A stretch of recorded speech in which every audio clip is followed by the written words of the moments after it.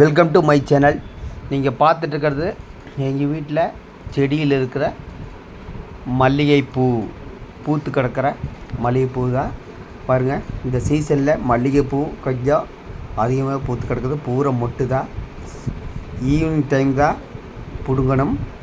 பாருங்கள், எல்லாமே இப்போ பூ விரிஞ்சிருக்கு. நேற்று பூ பிடுங்கனால ஒரு 2-3 பூ எல்லாம் விரிஞ்சிருக்குது. பூரா மொட்டு தான்.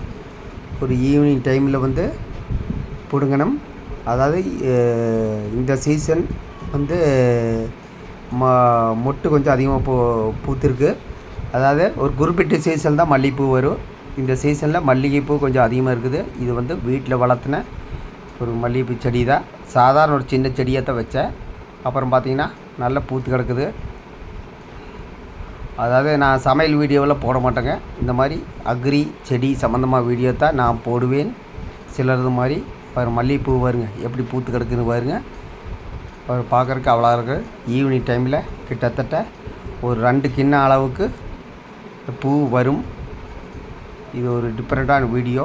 பாருங்கள், மல்லிகைப்பூ பூத்து கிடக்குது.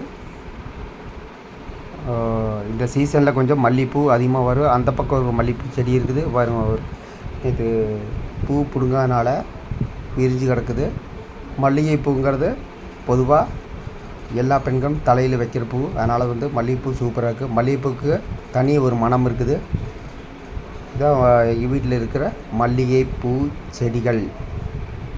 ஓகே, அடுத்த வீடியோவில் உங்களை சந்திக்கிறேன். நன்றி, வணக்கம்.